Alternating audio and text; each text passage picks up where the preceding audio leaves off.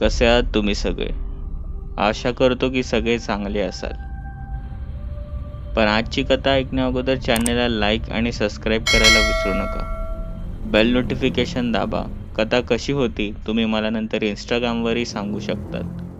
ID आहे Tejas dot story.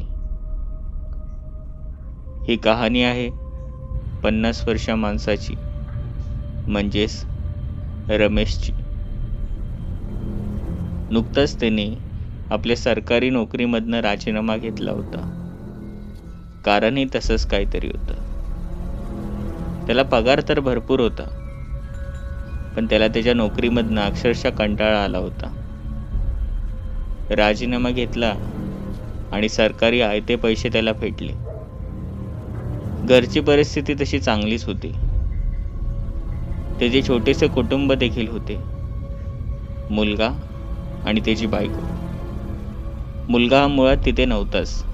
तो शिकायला मुंबईला असायचा.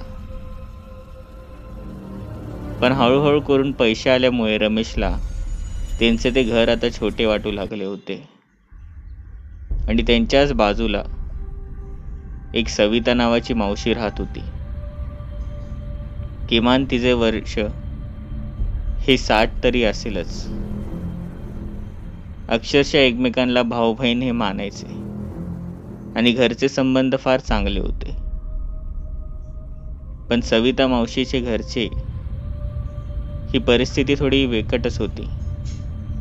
तिला नवरा नव्हता आणि 2 मुलं होते. दोन्ही मुलं हे गावापासून अक्षरशः लांब असायचे. एका मुलाने तर अक्षरशः जणू संबंधच तोडले होते आणि एक राहायला शहरामध्ये. त्याचे तर अक्षरशः या काळात देखील पत्र येत असे. रमेशने खूप विचारले, कधीतरी तर त्यांचा पत्ता घेण्याचाही प्रयत्न केला, पण ते त्यांना कधीच भेटले नाही. आणि एक दिवस सविता मावशी आली आणि तिच्या चेहऱ्यावर अक्षरशः भीतीदायक काहीतरी दिसत होते. रमेशने विचारले देखील की काय झालंय, पण सविता मावशीने सांगण्यास नकार दिला. पण त्या दिवसापासून जणू सविता मावशीची तब्येत ही बिघडू लागली होती. असे वाटायचे की तिला पाहिल्यावर ती कुठल्या तरी भलत्याच विचारामध्ये आहे. तिच्या चेहऱ्यावर नेहमी घाम असायचा आणि घरातून बाहेर आल्यानंतर जणू तिला जीवदान भेटले की काय असे तिला वाटत होते. आणि एक दिवस रमेशने ठरवले की तिला विचारायचेच की काय झाले ते. रमेशने शेवटी तिला विचारलेच आणि सविता मावशीने सांगितले की आता तशी मी एकटीच आहे आणि आता मला वाटत आहे की मी माझ्या मुलाकडे जावं. तो शहरामध्ये असतो. त्याचा आता पत्ताही मला भेटलाय आणि हो, त्यानेच मला बोलवले आता तिकडे, म्हणून माझी चिंता मिटली. रमेशला देखील आनंद झाला आणि मनात प्रश्न पडला की जर असं असेल तर हिच्या मनामध्ये चिंता का. पण त्याच वेळेला सविता मावशी बोलली, पण मला या गोष्टीची चिंता आहे की मी गेल्यानंतर मी या घरी पुन्हा कधीच येणार नाही. हे घर मला तातडीने विकायचंय. एवढं बोलताच रमेश ह्याच्या गालावर एक हसू आले आणि रमेश बोलला, एवढंच ना, झालं, तुमची चिंता मिटली. आता तुमचं घर मी विकत घेणार. सविता मावशी देखील फार खुश झाली आणि अक्षरशः स्वस्त दरामध्ये ते घर सविता मावशीने रमेशला विकले. अक्षरशः दुसऱ्याच दिवशी सविता मावशी तिथून अशी काही निघून गेली की जणू यांचा आणि कोणत्याच गावकऱ्यांचा संबंध नव्हता. ती कुठे गेली याचा आता पत्ताही नव्हता. रमेशने आपले ते सामान घरचे हे त्या दुसऱ्या घरी शिफ्ट केले आणि एक छोटीशी बाल्कनी आणि दरवाजा हा मधल्यामध्ये बनवला. रमेशला आता जागा ही फार मोठी वाटत होती. बरोबरच तो आधीमध्ये त्या घरी जायला राहत असे आणि अक्षरशः त्याला ते घर एवढे आवडले की तो पूर्णपणे त्याच नवीन घरी राहायला गेला. तसे तर हे होते बाजूलाच. दिवसभर तो आराम करत असे. त्याची पत्नी घरीच होती, पण अक्षरशः काही दिवसातच ती माहेरी गेली होती. आणि रमेश तेव्हापासून घरी एकटाच होता. अशीच काही रात्र होती. रमेश निद्रेच्या आहारी गेला होता. पण जणू त्याला असे वाटू लागले की त्याचे खाट हे कोणीतरी खेचत आहे. चटकन त्याला जाग आली आणि तो आजूबाजूला पाहतोय तर कोणी नव्हते. तो पुन्हा झोपी गेला आणि दुसऱ्या दिवशी उठून पाहतोय तर त्याच्याच त्या भिंतीवर लिहिले होते की तू मरणार आहेस, आणि ते एका लाल रक्ताने लिहिले होते. रमेशने आपली डोळे चोळले आणि पुन्हा पाहू लागला तर तिथे काहीच नव्हते. बहुतेक आपला भ्रम असावा असे त्याला वाटावे लागले. पण त्या दिवसापासून जणू त्याच्या घरी त्याला पनवती लागली होती. त्याला सतत असे वाटायचे की कोणीतरी त्याच्या खांद्यावर हात ठेवून आहे. आरशामधून असा भास व्हायचा की कोणीतरी त्याला मागून पाहत आहे. आणि चित्रविचित्र आवाज तर येतच होते, पण असे वाटवायचे की कोणीतरी सतत दार ठोठवत आहे. हळूहळू करून रमेशला चिंता सतवत होती. रात्रीचे तसले प्रकार हे वाढू लागले होते.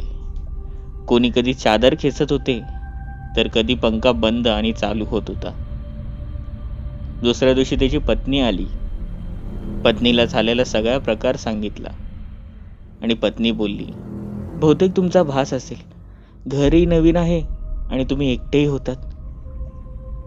दुसऱ्या दिवशी पत्नीने तेच अनुभवले जे रमेशने अनुभवले होते.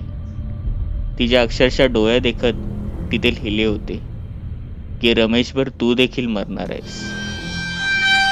पण आश्चर्याचं म्हणजे तिथेच दरवाजाच्या अवतीभोवती कोणीतरी या दोघांना पाहत होते. त्याच वेळेला रमेशच्या पत्नीने रमेशला उठवले आणि सांगितले आणि हात दाखवले आणि दोघांनी पाहिले की तिकडे लिहिले होते. दोघंही किंचाळू लागले आणि घराच्या बाहेर आले. पण घराच्या बाहेर येताच यांनी कोणालाही काय सांगायचे ठरवले नाही. त्याच क्षणी यांनी एका मांत्रिकाला गाठले. मांत्रिक घरी आला आणि मांत्रिक बोलला, या घरी आत्म्याचा वास आहे. तुम्ही एक काम करा, मला एक रात्र द्या. इथे फार मोठी पूजा घालावी लागेल आणि तुम्ही या घराच्या अवतीभोवती फिरू नका. या गावामधनं बाहेर जावा. या दोघांनी त्याचं ऐकले. मांत्रिकाने कोंबडा मागवला, त्याचबरोबर काही पूजाचे साहित्य. दोघंही लांबून बघत होते. रात्रीचे 8-8:30ला मांत्रिक आत जात होता आणि त्याने एक हास्य देत तो दरवाजा बंद केला. मांत्रिक पूर्ण रात्र ही पूजापाठ करून त्या भूताला घालवणार होता.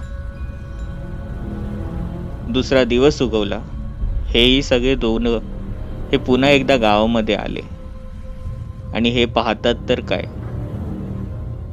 मांत्रिकाच्या घराच्या बाहेरच जणू एक मोठी गर्दी पसरली होती. रडण्याचा आवाज येत होता आणि हो, सगळे एका भलत्याच तयारीमध्ये लागले होते आणि ती तयारी होती त्या मांत्रिकाच्या अंत्यविधीची. यांना कळाले की हे काय होते. रमेशने तिकडेच विचारपूस केली तर असे कळाले की काल रात्रीच मांत्रिक हा रस्त्यावर आला आणि गावकऱ्यांच्या देखत त्याला हृदयविकाराचा झटका आला. पण तो अक्षरशः घाबरलेला होता. हे घाबरण्याचं कारण काय हे फक्त रमेश आणि त्याच्या पत्नीलाच माहीत होते.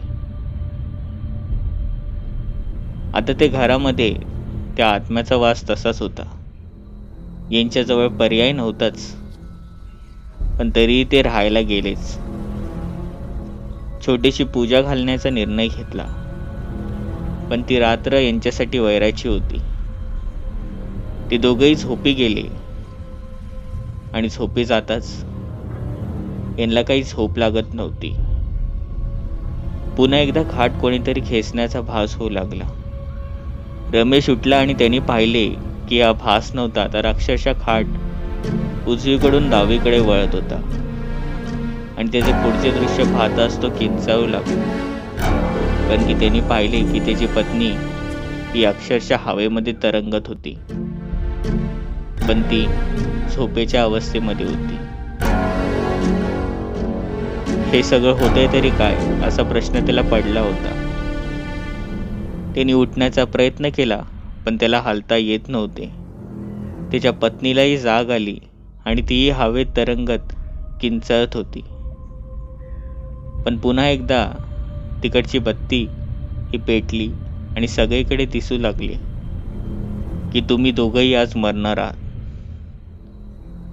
त्या घरातून किंचाळण्याचा आणि चित्रविचित्र आवाज येऊ लागला.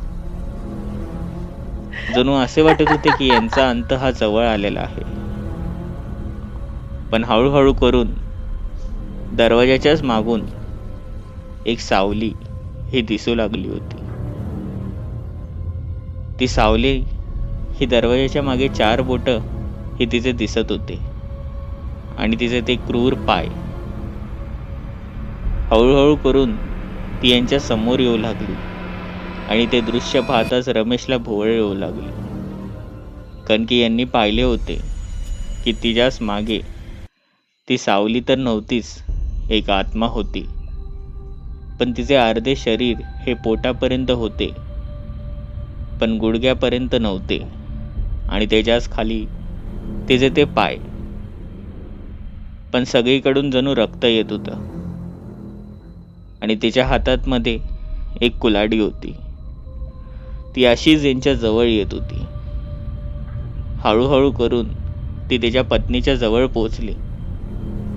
तिने आपला हात हा वरती केला. तो कोणत्याही क्षणात या दोघांना मारणार, पण त्याच क्षणी यांचा दरवाजा उघडला गेला आणि तिकडेच यांचा एक बाजूचा व्यक्ती आला.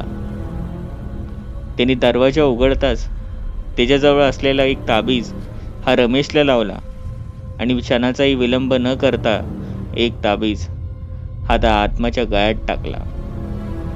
ती जणू किंचाळू लागली आणि पळत पळत पुन्हा एकदा त्या दरवाजाच्या मागे जाऊ लागली.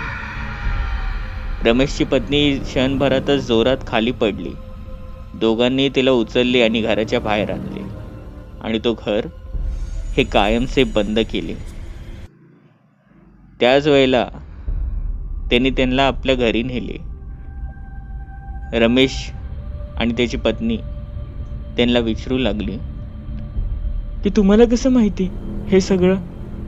आणि हो, नक्कीच काहीतरी असणार, सांगा मला काय झालंय. आणि यांचाच तो बाजूचा व्यक्ती बोलू लागला. ज्या दिवशी तुम्ही त्या मांत्रिकाला बोलवले होते, मी लक्ष ठेवून होतो, कारण की मला आधी त्या मावशीवर संशय होताच. कारण की ती अचानकपणे मंत्र उपचारामध्ये लागायची. त्यात तिने घरही विकले. मांत्रिक येताच रात्रीच्या सुमारास 8:30च्या नंतरच घरातून विचित्र आवाज येत होते, पण रात्री 1च्या दरम्यान ते आवाज थांबले. मी सहज बघायला माझ्या खिडकीतून पाहतोय तर काय, मांत्रिकाने आपला तो घरचा दरवाजा उघडला आणि तो घाबरलेल्या अवस्थेमधून तिथून पळत होता. पण त्या घरामधनं एक काळी आणि क्रूर सावली ही त्याच्या मागे निघत होती. ती इतकी मोठी होती की किमान तिला बाहेर यायलाच 2 मिनिटं लागणार होते. मी हे पाहून त्याच क्षणी बेशुद्ध झालो आणि दुसऱ्या दिवशी मलाही ही बातमी समजली. तुम्ही त्या घरामध्ये जेव्हा जाणार होता तेव्हा मी देखील एका माझ्याच वेगळ्या मांत्रिकाकडे गेलो होतो आणि त्यांनी मला हा उपाय सांगितला. हे लॉकेट माझ्याकडे होते, यांच्यामुळेच तुमचे देखील प्राण वाचले. पण आता त्या घरामध्ये जाऊ नका, नाहीतर ते आणि ती आत्मा ही कायमची तुम्हाला संपवून टाकेल. रमेशने सणाचाही विलंब न करता त्या मावशीचा शोध घ्यायला चालू केले. पोलिसात कंप्लेंट दिली आणि शेवटी ती मावशी सापडली आणि त्या मावशीने सांगितले की तिचा तो दुसरा मुलगा, जिचा आता पता नव्हता, तो अचानकपणे रात्रीचा त्या घरी आला होता त्याने एक सुटकेस आणली होती आणि त्यामध्येच एक शरीर होते, कारण की त्या मुलाने एका माणसाची हत्या केली होती आणि तेच घरामध्ये आम्ही जमिनीमध्ये गाडले होते. तेव्हापासूनच त्याची आत्मा तिकडे भटकत होती. हे ऐकताच पोलिसांनी तिच्यावर योग्य ती कारवाई केलीच. पण रमेश याने एका चांगल्या मांत्रिकांना बोलवून तिकडे एक छोटीशी पूजा घातली. पोलिसांनी खोदकाम केले तर त्याचे ते शरीर देखील सापडले. त्याच्यावर अंत्यक्रिया केली आणि आता हे दोघंही तिथे राहत आहेत. यांना कोणताच त्रास आता यापुढे होत नाही. पण कधीतरी आपण कोणाला आपलं समजून विश्वास ठेवतो आणि तेच तर विश्वासघात करणार नाहीत ना, याची देखील काळजी घेत जा. कथा कशी होती मला तुम्ही सांगू शकतात कमेंटवर किंवा इंस्टाग्रामवर. तुमच्याही कथा अनुभव तुम्ही मला सांगू शकता ना. आयडी आहे tejas.story. आणि हो, चॅनलला लाईक आणि सबस्क्राईब करायला विसरू नका. बेल नोटिफिकेशन दाबा. भेटूया पुढील भागांमध्ये.